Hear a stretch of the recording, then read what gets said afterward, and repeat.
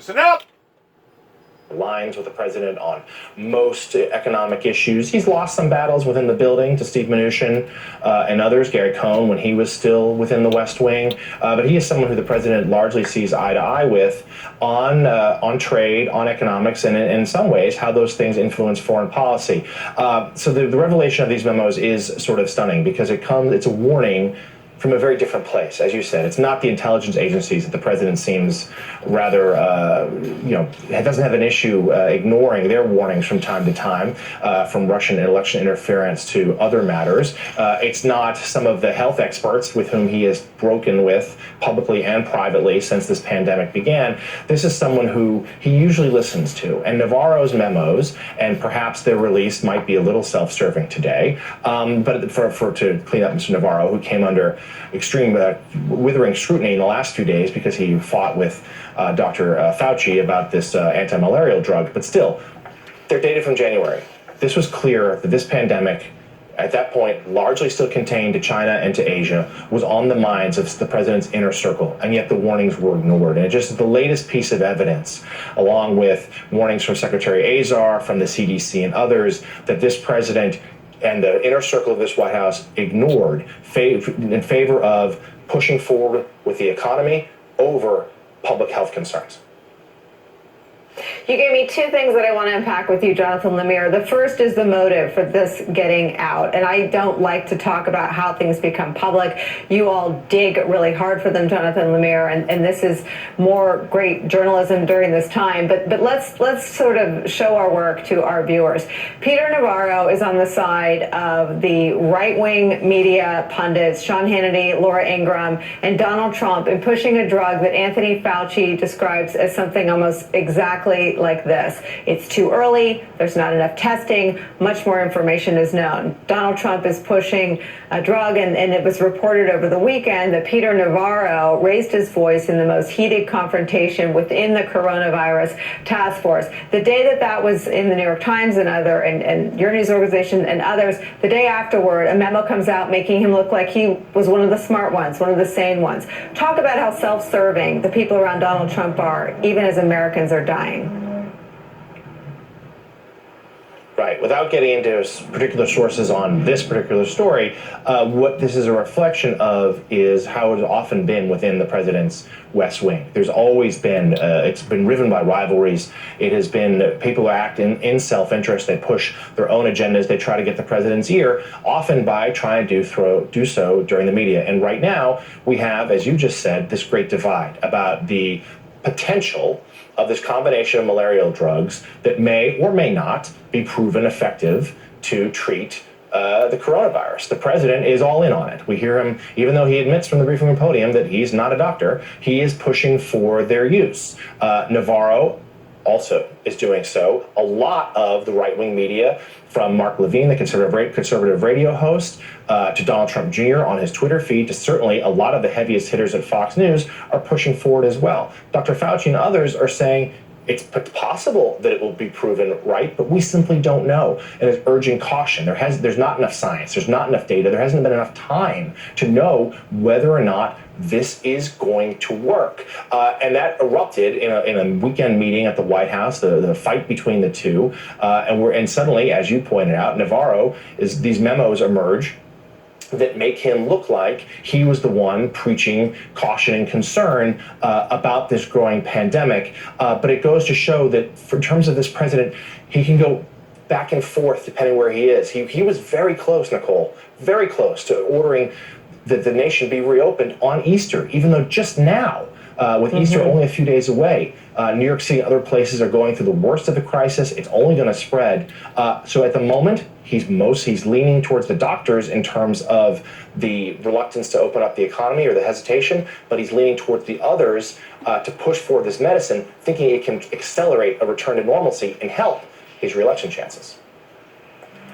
Well, I don't know Mr. Navarro, and I don't care about Mr. Navarro's equities, but I think this story is really important in terms of illuminating what Donald Trump knew and when he knew it. We don't know that Donald Trump read these two memos, but after they circulated inside the West Wing, here's what Donald Trump said. We think we have it very well under control.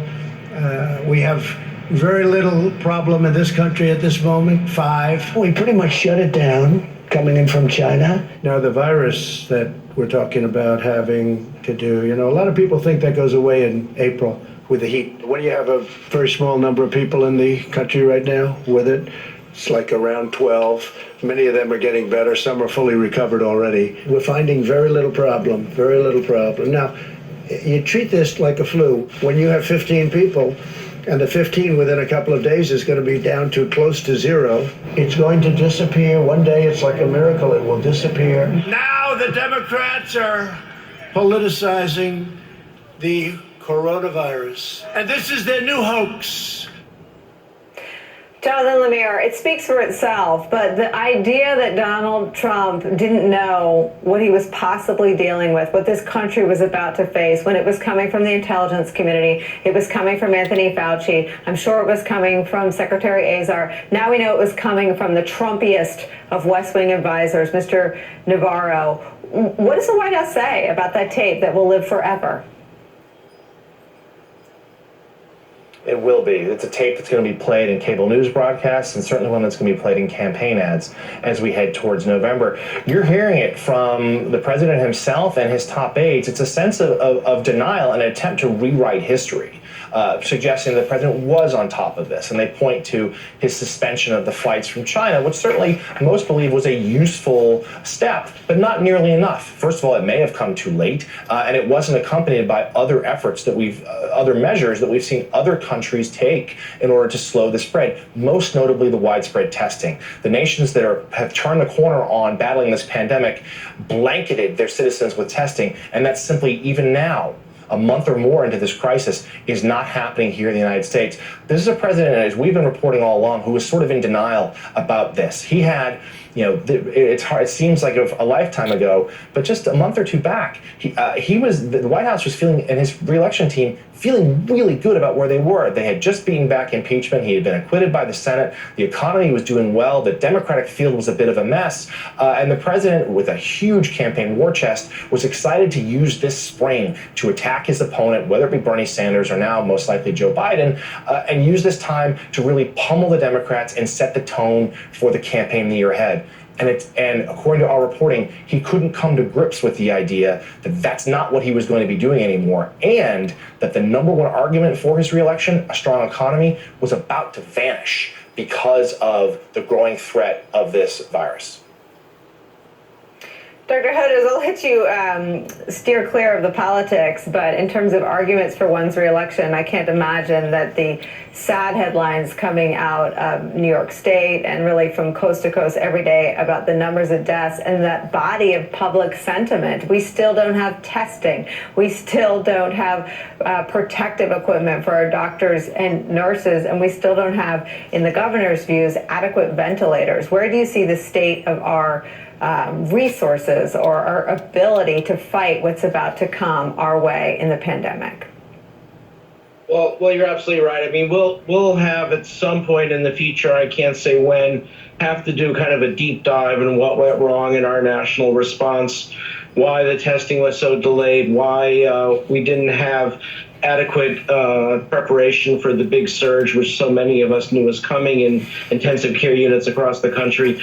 We'll have time to do that. Right now, though, I'm very concerned over the next couple of weeks because most of the models indicate that this is going to be the real crunch time. So it's the next 2 weeks when we'll really see that steady increase. So some estimates are saying within a week to 2 weeks, 3,000 Americans will die every day from COVID-19, at least for a while, which means that COVID-19 will be the single leading cause of death in the United States. Of course, a lot of it with individuals, as we heard from the previous, when you had the mayor on from Chicago, as a health disparity, many of those with underlying diabetes and hypertension as predisposing factors. But the fact remains COVID will be the leading cause of death in the United States, at least for a while. And then figuring out, as the numbers go down, as we move into the month of May, what the world looks like or what the United States looks like over the next 2 years, because although it will go down, it won't disappear entirely, and there will be a new normal when COVID-19 will come back, will ebb and wave, will wax and wane over the next 2 years, and then charting a path forward for the country in terms of how you manage public health and how we manage the economy. This is where it's going to be really important to have extraordinary leadership to guide us through this period.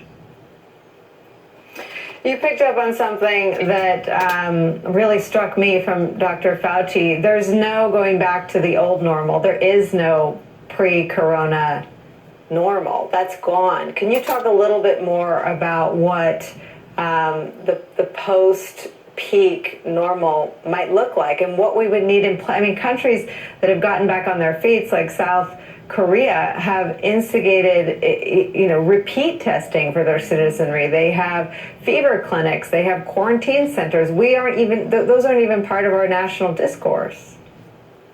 All right. Well, what we could do is look to history to get a sense. And I like to go back to the 1918 flu pandemic, the Spanish flu. We call it 1918, but in fact, when Woodrow Wilson got very sick at the Treaty of Versailles and was out for 2 weeks, it was in the middle of 1919, and the actual pandemic didn't finally go away to the end of 2020. So it was a 3-year pandemic, and this may be the same kind of thing going where it will go down, and then you'll start to see a peak again, maybe later in the fall or around this time next year, and then possibly the year after that. I think too many Americans have this disillusion that somehow we just hunker down for a while. All of a sudden, the vaccine appears and everybody gets vaccinated and problem solved. It's just not going to work that way. We hear about a year to 18 months from Dr. Fauci. I think that would be a record. I think the current record for developing a vaccine from start to licensure in the United States is around 3 or 4 years. So that's the realistic time frame we have to start thinking about. And certainly new technologies will roll out, but we're going to need a very carefully orchestrated system in place to advise employers, to advise state and local governments how this works, and to keep a watch of when the virus comes back, and will governors have an appetite for this. So what I've done now is I've been in touch with the National Academies, National Academy of Science Medicine, to say, we now need the best minds in the country to chart a path. And the reason I say the National Academies is because they are considered an independent organization that has the ability to advise Congress and the White House. And this is very important because, remember, it's an election year. So anything that comes either from the White House or from the opposition party, the Democrats, is going to be viewed with suspicion. So I think it's very important to have that kind of independent set of experts helping us through this very difficult time. I could talk to you for the whole hour. Please promise to come back soon so I get to do that. Dr. Peter Hodes, thank you so much for spending some time with us. We're grateful. When we come back, as we reported at the top of this hour, another inspector general has moved off the job. This time, the person was overseeing the $2 trillion coronavirus relief package. What we know, and White House people on both sides up in arms. Plus, chaos in Wisconsin after a last-minute legal battle, long lines to vote as health concerns mount. Will this be what it looks like in November? And the acting Navy Secretary has resigned this hour under pressure after a serious concern about spreading coronavirus into a political crisis. All those stories coming up.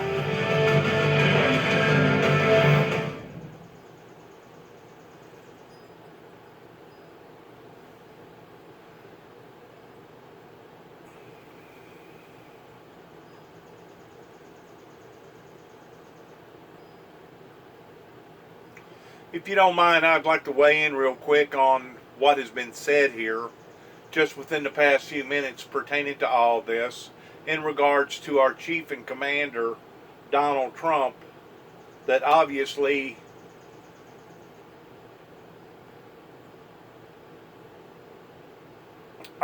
he engaged his mouth before his brain was inserted. And to me, this is just my opinion, to me, it falls back onto the precept or the concept of what went on during the era of the great Missouri state pertaining to Show Me. I don't know if anybody's ever looked at the Show Me state, in which I'm not degrading the people in the Show Me state, and I don't want this to sound like that I am. Because I've got relatives that presently live in the Show Me state, and I've had previous relatives that has lived in the Show Me state pertaining to the Jesse James gang. So I don't want this to be taken out of context towards thinking that I'm trying to make fun of the great state of Missouri. But the fact of the matter is, whenever you look and analyze the word show me, show me, right? It actually speaks volumes about people's ignorance. Because it's as if they are so hard-headed and they are so beyond themselves to the point that they are not going to believe the evidence presented in front of them pertaining to what was going on in China at the time, towards us seeing them build massive hospitals in just a blink of a time that was absolutely unheard of, that absolutely spoke volumes about the severity and the episode that they was having to deal with at that time. Whenever you have a country that builds a 2,000 bed hospital in less than 5 days, pours concrete, levels the ground, strains in the electricity, puts in the fan, puts on the top, and they got patients in there in less than 5 days, something has rattled that group of people. And that's exactly what we was all seeing. It wasn't just Donald Trump. And I'm not trying to speak in his defense at all. But the fact of the matter is, we was all looking at the same facts on CNN News and other news articles. And most of us failed to understand what we was looking at. It's kind of like whenever you're looking at the Hubble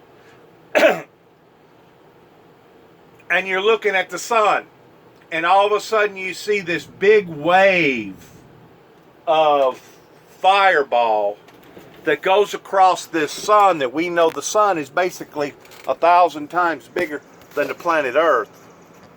And you see this big, tremendous wave that has to be probably the size of Earth, of this wave that's going across this sun, that could possibly bring forth a solar flare unimaginable. We have been very, very lucky so far that there hasn't been some sort of a zap coming from the sun. Because at any given moment, you picture the sun is 1,000 times bigger than the Earth. Some even say 10,000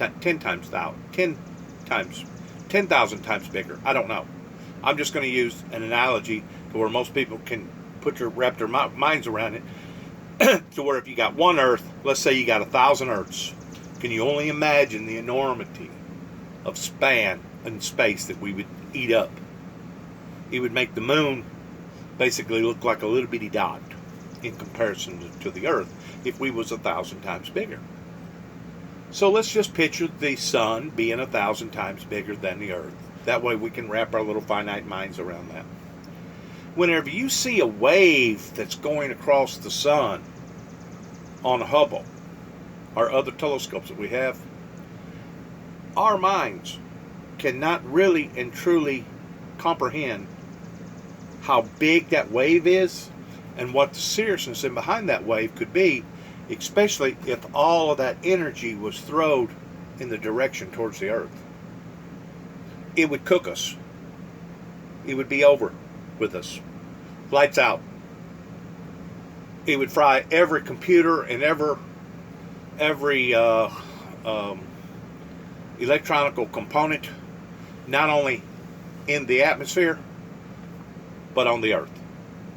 It would literally be a fry down, and we would be over with. That quick. It could happen. That quick.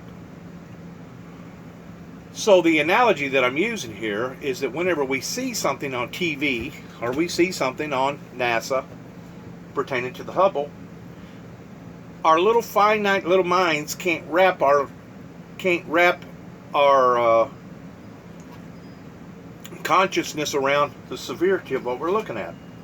And I'm going to use this for another analogy. Who would have thought, whenever everybody went to bed the night before Katrina hit, that Katrina was going to basically explode with all this energy, and it was going to go from a category 2 to a category 4 or a category 5 hurricane that was going to literally throw a 30 to 40 foot wave onto the people that was inland, that was basically going to drown out little creeks and rivers and streams, backing up as much as 5, 10, 11, 12, 15 miles. People received flooding because all of a sudden this river just swelled up, and their house that they thought was in a good area all of a sudden wasn't in a good area. They got drowned out. Who would have thought that a hurricane could have had the intensity of that? No one did. If they did, they would have put out dire warnings for everybody to evacuate the southern coast. But they wasn't, because they couldn't wrap their minds around the severity of Hurricane Katrina. And I'm just using Hurricane Katrina as an example. There's been other hurricanes that basically fooled the experts in the velocity and the magnitude that these hurricanes had. I think it kind of reaches on the same level of looking at stuff on TV, and this is the trickery of TV, that we see something that's happening to other countries, and it's as if we say to ourselves, oh, that's not as bad as what we think that it could be, because our minds are still in denial about the severity of it. And then we start thinking, well, that won't happen to us. In other words, we're in denial about the fact of thinking that we're invincible, and that won't never happen to us because we're America and we have God on our side, right? Wrong. Whenever something like that intensifies pertaining to a demon being unleashed unto society, it wreaks havoc upon everything and everybody. The old, the young, the sick, the smart, the young, the political, the non-political, the rich, the poor. It has absolutely no discrimination whatsoever. And I truly think that Donald Trump engaged his mouth before, and this is the hard-headedness in Donald Trump, kind of like the show me people. He engaged his mouth before he engaged his brain, not realizing the severity of a microscopic germ, a billionth the size of a human being, can literally kill a human being. He, because of his lack of experience, and because of his hard-headedness, and because of him being arrogant to begin with, if you combine all those elements together, you have the elements of a catastrophe, a disaster. And that's basically what we witnessed right in front of our very eyes, because the fact of the matter is, I myself had started producing material out into the public to various mayors, various governors, various law enforcement agencies around here, started producing material to people in other states that they should have taken enough time to observe and looked at and said, what if? You know, and the second day, whenever I first started putting the material out there, I put a big question mark over the word pandemic and also over plague. Because the plague can come in different forms in different ways. Whenever we read history and we think, oh, their skin was falling off their bones, oh, they had big warts, and they had this happened to them and that happened to them, And we think that that is the plague, and that's the way the plague works. That's that type of plague. That is that entity of plague that was produced at that time that was doing the damage that it was doing. You know, the plague can not only work on the lungs, but it can work on the mind. It can work on the heart. It can work on the liver. It can work on different parts of the body and still be just as detrimental in one way as it is the other. Just because people's flesh ain't rotting off their body doesn't mean that it's not the plague. It is, in fact, the plague. It's just coming in a different resource. It's moving in a different way because it has evolved. It's grown. It's learnt the weaknesses of man. And also, it's learnt the weaknesses of our medical industry. Because our medical industry could possibly play with this for 2 or 3 years. I hope that they don't, but they could. They could play with this for 2 or 3 years, and every time they think that they got it, all of a sudden something bounce or something move, or they realize that it's smart enough that it's engineered itself to the point that now it's moving in a different direction. Because whenever you're dealing with something microscopic like this, there's a billion different ways that this germ can evolve and alternate into different levels by doing different things. And it still be just as lethal in some people versus not lethal in others. I'm not smart enough, I'm not a scientist or a doctor that can tell you how these genetics work. I just know that looking at it biologically, it can work. Just like I'm not smart enough to tell you how come there's different departments in our blood cells that know what to do in case certain things happen, regardless whether it's a cut or it's an aneurysm or a heart attack, or we get involved in a major accident and our body just shuts down. You know, our body is a very, very complex thing. Don't think that it's not. That's the reason why they call it practice and medicine. They're still trying to figure out the genetics of man. And the thing about the genetics of man, not in one way all of us have the same characteristics, but in other ways none of us have the same characteristics. That's what's so puzzling about the human anatomy, is that in one way we're all similar, but in another way none of us is similar. Kind of like that snowflake. We're all different. We're all unique. And what drug will work on one person may not work on another. So these are areas that has to be confined. These are areas that has to be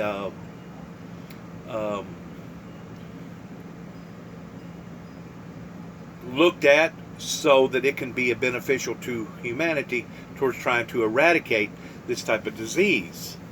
Once more, getting back on Donald Trump. Yes, Donald Trump was aware.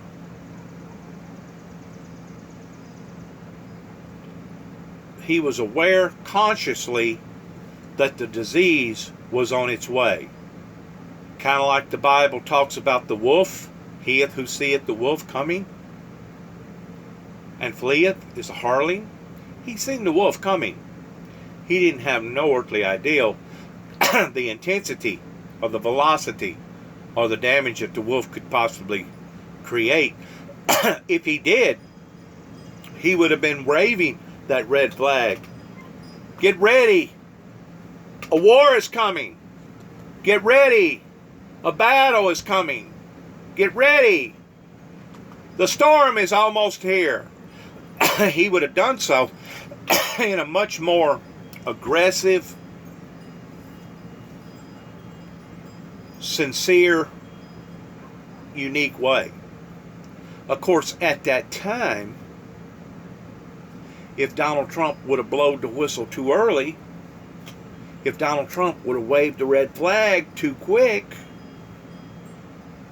he would have basically been a mockery here in the United States, because it had not yet sunk in to other people's subconscious.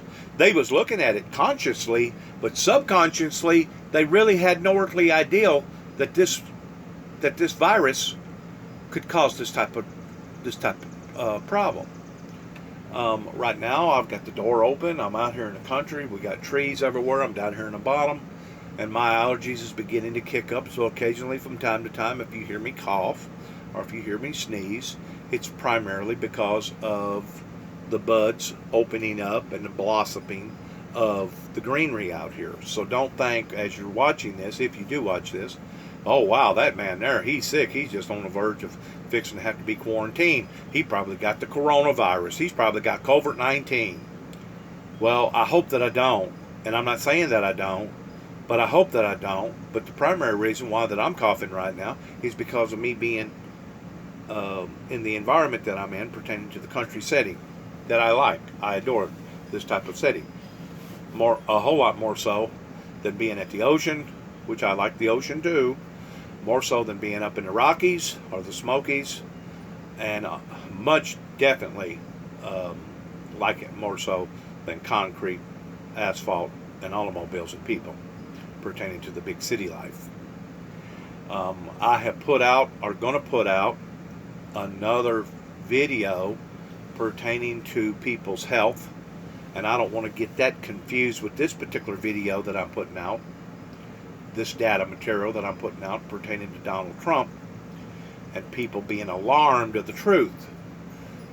You know, if society looked at the book of Revelations and put it in the right mental state, not just consciously but subconsciously speaking,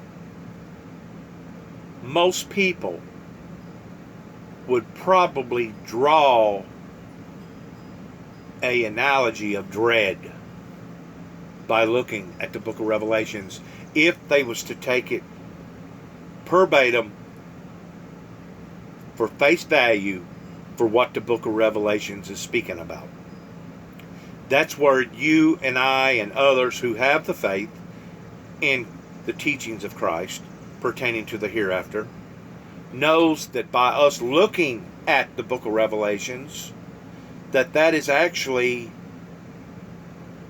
setting sail a new beginning beyond this life into our eternal life. That is a much more glorious life beyond this life.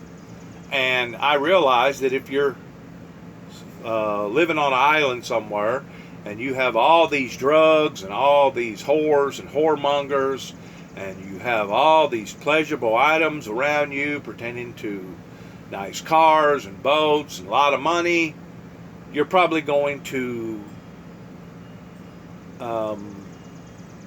contradict that analogy, because at this point in time, if you do have all those things, you're probably thinking that you're actually living in heaven. But in reality, you're not in heaven. You're actually in hell, because you're sealing your destiny towards where you're going to be going into the future. Those that have not now will be given plenty. Those that have not, those that beg, those that cry, those that do without, those who are hungry, blessed be the poor, blessed be the hunger, blessed be those who mourn for me. Go to the Beatitudes and read them. It's those who think that they're sitting on top of the mountain right now with all these nice fancy toys and all these nice fancy other things, that once they leave this world and go to the other world, they may have a severe, dire disappointment, especially if the life that they have lived was not a righteous, holy life. And to be quite honest with you, the Bible is very clear towards people that has this type of lifestyle, that it would have been easier for all of heaven and for all of earth to pass than for one jot, and it would be easier for a rich man to enter into the kingdom of God than for him to enter into heaven.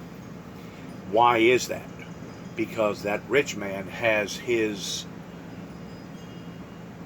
roots bonded in the stock market, bonded in his Mercedes Benz, bonded in his $3 million home, bonded in all his whores, or her whoremongers that she's got around her, or all the drugs that has kept them going in this type of lifestyle that they're in. Because they're bonded in the world affairs versus spiritual affairs, they may have a very, very disappointment once they leave this world and enter into the world hereafter. I hope that not be the case, but according to the book of life, that's what's going to occur. And maybe that's the reason why it's so disheartening whenever people read the book of Revelations, because they don't have their life right with God, and they know that they're hanging on to all these pleasurable things down here up onto the earth. It saddens them. It's heart-wrenching to them whenever they read the book of Revelations. Like I said, if you was to read the book of Revelations and take it per face value of what it says and how it says what it says, you would probably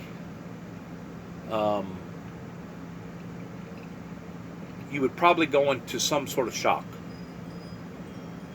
And it would be the same way if we understood the dangers in that sun, towards it being 1,000 times bigger than the earth, and we seen that humongous wave that was coming across the sun, okay? A wave that was probably as deep and as wide as the earth was. If we knew the consequences pertaining to a solar flare, that if it was to be aimed right at planet Earth, it would fry us, we would probably go into shock. If Donald Trump knew what he knows now, and it wasn't giving to him in little bits and particles pertaining to nidbits, nidbit here, nidbit there, nidbit here, nidbit here, if he knew now what he should have known in the month of January, he could have possibly went into shock. Or, better than that, if we, as the rest of society around here, would have taken it for face value of what we was looking at in China towards them building a hospital in less than 5 days, it could have possibly put us all in shock. So it has taken nitbits. This happened, this went on, this went on, this went on, this happened, and now we're where we're at now. In other words, our consciousness is making adjustments to our subconsciousness, and they claim that this is normal. This is normal for the brain to respond and react this way.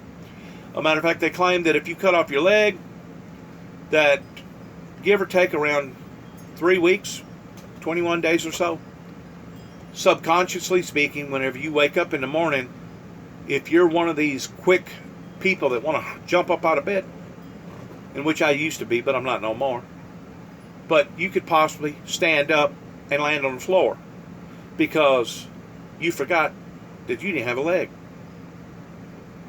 You literally forgot that you didn't have a leg. In other words, whenever you first woke up and stood up, you thought that you could walk just like you used to could.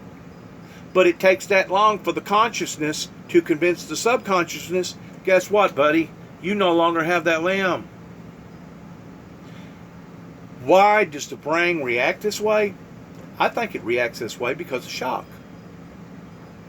And I think that if you was to throw too much into the subconsciousness of a brain, that it could literally shock it to the point that it would shut down. You'd go into a coma.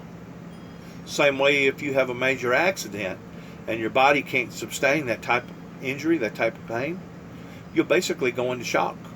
And once your body goes into shock, you start falling off into a coma. Why does the body do this? It does this to preserve itself, to protect itself. And the main thing that it's trying to protect is your brain and your heart. And of course you got the liver, the kidneys, the spine, and all the other organs that goes along with it. But the brain, or the body, is a self-healing mechanism. And that's the way that God created the body to be. Because of shock. You go into shock. It's kind of like whenever I woke up one morning knowing that David had went to work the night before, and David had not let on to me about his severity pertaining to the problems that he was experiencing with his asthma or sleep inaccumy. And of course, all the pressure around here didn't help. But whenever I went down to wake David up, I noticed that he'd parked his automobile in a different spot, and something gave me a gut feeling, not only then, but the morning that I woke up in a frantic state. And I couldn't understand why did God wake me up in a frantic state? It's like, wow, what was that? Jesus, did something blow up? Something catch a fire? I woke up in a frantic state. And of course it took my organs and my body a while to readjust back down to normal. And give or take about an hour and a half went by before I ever put on my clothes, and I walked down there to wake David, make sure David was up, because that was one of our routines towards me going by. And if I didn't knock on the door, so a lot of times I'd drive by and I would just honk the horn just to make sure that he was up. And I could still see him like it was yesterday, me honking the horn 2 or 3 times, and man, it would just upset him to no end. But David's always been a hard sleeper, and I could see him right now opening up that door. I'm up! Like that. You know, I could still visualize and see him in my mind that he was upset for a split second because I woke him up, but at the same time, it was due him being woke up. But this particular morning, whenever I went down there, I didn't honk the horn. I walked into the house, and the first thing I seen was a dead carcass. Was a human being that had become deceased. If God did not properly prepare me towards being awakened in a frantic, that could have thrown me off into a heart attack. In addition to the same time that I was looking at David, a deceased brother, I was on the telephone talking to my niece out in California, explaining to her what that I was witnessing. She immediately started breaking into tears. She immediately knowed the severity of what I was talking about. And of course, she hung up, I hung up, and then I called Arnold Grieve. First I called 911. Then I called Arnold Grieve because I knew that him and Arnold Grieve and Rebecca was good friends. And then I called 2 or 3 other people, Mark, his good friend, and Kitten, and 2 or 3 other friends that David kept on his little phone pad, because that was one of the first things I done, was grab up his phone and see who he had contacted, when he had contacted them, and what was going on towards him being dead.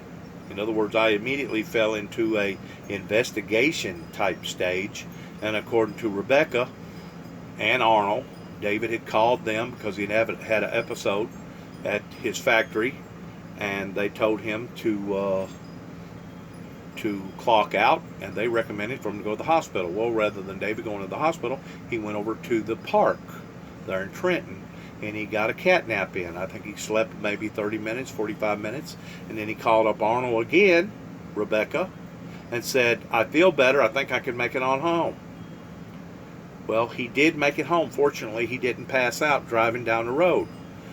He did make it home, but he didn't park his automobile where he ordinarily parks his automobile. So he knew that something was going on with him. Either he had a major, massive headache, or couldn't breathe good, or something. He knew that his organs wasn't right, or something was going on with him, and he didn't make it to the following next day. But what I'm talking about right now is shock. Shock. The body taking care of itself as far as being in shock. You know, if any of us knowed what tomorrow holds pertaining to what we're going to have to face in some form or fashion, and this includes myself, it would possibly throw us off in shock, because we wouldn't be able to handle it all at once. Our little finite mind could not respond in the magnitude towards what we was fixing to have to face. And that's the reason why God Patterns are alive, and he allows for this to happen, that to happen, this to happen, because he's prepping us. He's getting us ready. It's kind of the same way with a weight builder. If you don't prep yourself into being able to bench press 350 pounds, you don't have no business going into a weight room, an exercise room, and grabbing up 350 pounds and doing that. Why? Because you haven't been prepped to do that. You got to start out with 50 pounds, 75 pounds, 125 pounds, and you got to do those curls, and you got to do those exercises, and you got to get that body in tune towards going up to that next level before you ever think about bench pressing 285, 325, 400 pounds of weight. Of course, by that time, your muscles is going to be probably that big versus my little arms right now, but you gotta get prepped to that. And I really don't think that our little finite minds, even though I was putting out images and I was putting out warnings and I was putting out stuff to judges, to governors, to mayors, to law enforcement agencies, hey, the plague. And I think it like went in one ear and out the other. It's kind of like the people over there in Missouri. Well, show me. Hard-headed people, show me. Well, we're being showed. Just like the individual that's sitting here talking to you right now has been steadily after it towards putting out advisories and warnings that the first seal in the book of Revelations has been opened, and also preaching that there's no other way for a human being to enter into the kingdom of God other than through believing in the Lord Jesus Christ. I've been after this now for 30 years. It's not something that I just developed yesterday. You know, I've went through a lot of persecution in getting to this level that I'm at right now. Kind of like that weight guy that can bench press 450 pounds. He didn't do that overnight. If you throw that kind of weight on him all at once, he wouldn't be able to handle it. So you got to get prepped for that. And I think that could very well be the reason why that God has allowed for all these horrible things to happen in my life, is because once I got through with that, I went to this. Once I got through at that level, I went to this level. Once I got through at that level, I went to this level. And it's basically putting where we are now in 2020, March the 7th, 2020, and what we're looking at pertaining to COVID-19. Hopefully lessons have been learned here in the degree that whenever we see stuff like this from now on out, we realize that we're not looking at some sort of a reality show program on TV that somebody created over in Hollywood. Hopefully, we can evolve and learn from our lessons in understanding the dynamics of the seriousness of what we're looking at, regardless whether it's a wave in the sun or coronavirus towards people building a 2,000-man hospital in less than 5 days, or reading the book of Revelations and taking it for face value for what it says. Hopefully, we will learn, grow, evolve, and become that in which what God has called us all to be. And if not, we fall by the wayside. We didn't make it. We didn't ever elevate to that next level. That's what this is all about. This is a survival thing. And if you don't wake up in the morning, hitting the ground with both your feet, odds are you're probably going to be left behind. And you have to understand the mind. You have to understand the body. You have to understand the difference between the mind, body, and soul. And a lot of people out there aren't going to make it through the coronavirus. We see that already. Not just here in America, but throughout the planet. And it's going to be a horrible, horrible event for a lot of people. And those are the people that we need to pray for, especially the families that's going to be affected by this. And it could very well affect my family. I hope that it don't, but it could. There's no guarantees. You know, I don't know what's on God's mind and what's on God's heart. We know who holds tomorrow, though we don't know what tomorrow holds. So we just have to stay in faith. He who shall overcometh will not be hurt of the second death. pray that you're worthy to escape these things that are going to be falling upon to the planet, or pray that you can endure these things that are going to be falling upon to the planet, indicating that these things will be falling upon to the planet. And let's stay stable, together, bonded, and believing in a better future for tomorrow. Because a lot of this stuff that happens to us today will be a determining factor towards what level that we get on tomorrow, the day after tomorrow, the day after the day after tomorrow. These are all stepping stones that society has to go through. Don't ask me why. I think it's got to do with shock. I'm really convinced of that. That if God was to throw all this at us at one time, our minds would literally blow up. And I truly believe that if we did not stop doing what we was doing to this planet, give or take about a month ago, a little more than a month ago, pertaining to shutting down everything, shutting down aviation, and basically society staying home for a while towards reventing, I really think that the planet was possibly going to explode. Now we know that because of aviation, that the ozone is starting to heal itself back up. The atmosphere pertaining to all the chemtrails, all the carbon dioxide in some countries has cleared up 75%.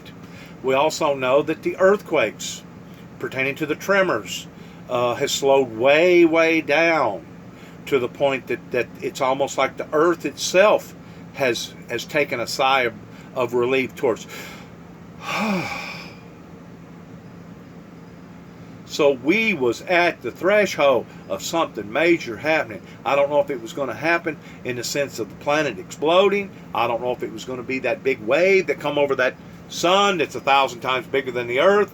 I don't know if it was going to be a big meteor that was going to fall out of the sky the size of Texas that was going to stop us. But something was fixing to happen if we did not stop and evaluate ourselves towards where we are today. Now, we can blame it. We can use all the scapegoats that we want. And there's no doubt Donald Trump was one of those people from Missouri. Show me, show me. Well, now he's being showed. But that's spilt milk. We can't do nothing about spilt milk. You can't pick spilt milk up off the floor and put it back into the cup and drink it. If you do, you're insane. You ain't right in the head. It's already done. He can be graded for what he didn't do versus what he done. He can be graded for what he said. That will be a determining factor of whether or not people want to elect him back in power towards becoming our chief and commander again, or whether or not they want to get somebody else. Now, that can occur. That can occur, and probably will. He will probably be judged because of this, especially those who have been affected directly because of the coronavirus, of losing a loved one or two, or friends that lost a loved one or two. I'm sure that people's going to take a different perspective upon Donald Trump. And as far as this country bouncing right back, it's never going to do that. You'll never regain the momentum that you originally had. You may gain a better momentum. You may gain a slower momentum. You may gain a better momentum. You may gain a worse momentum. But you'll never regain that same momentum that we originally had. And there's no doubt the world over here on this side of the equator in America had a very strong momentum going, pertaining to people working and pertaining to their 401ks as far as the stock market. We will never be in the exact same position that we was ever again. We can exceed it. We can accelerate it. We can come close to it. But we will never be at the exact same space in time again. And that's what people need to just go ahead and accept. Now, the next question is, how can we make it better? How can we do it better? How can we save the planet better? How can we be cleaner? How can we work towards the being environmentally safe and sound, towards all these chemtrails and all these airplanes and throwing all this plastic and garbage into the oceans and the seas? What can we do for a better future for tomorrow to be able to bring into the existence for our children and our children's children? That's where we need to be. That's the level that we need to be approaching. Okay, what has happened back here has happened, and I'm not saying that what has happened back here isn't important, because it is. It's a stepping stone to where we need to be today. Okay, don't get me wrong. This is important, but it's not the most important. The most important is the present that we're living in today, and the future of where we're going to be tomorrow. And hopefully the world has learned a very, very valuable lesson on account of this, towards understanding that Mother Earth has her way of getting our attention, regardless whether we like it or not. Just like those massive earthquakes that has hit those islands, that has basically desecrated a whole island. Whenever Jesus said to flee into the mountains, he wasn't just telling us to flee into the mountains because it was going to be appealing towards going up into the higher atmosphere with all the birds and the deer and the moose and the elk and everything else. He was telling us to do these things for a purpose. Get out of the low-lying areas. Get away from the flooding of the oceans and what's going on in Miami and down towards the Everglades and over towards New York and all these little islands and stuff that are basically constantly sinking. Or they give the appearance of them sinking. Actually, it's the water table that's rising that's making the islands disappear. So whenever Christ said to flee into the mountains, he wasn't just talking to hear himself rattle. He wasn't just talking to hear himself talk. He was giving out advances. He was giving out advisories. He was giving out warnings for we the people. And it's up to us to accept those warnings as they're supposed to be accepted. Thanks again for allowing for me to be a part of your life. And thanks again, coming from the Windmill Ministries here at St. Del's, thanking all of y'all for being a part of this great, tremendous design that God has put us in at this particular moment in time. God bless us all. Good luck to us all, and shalom.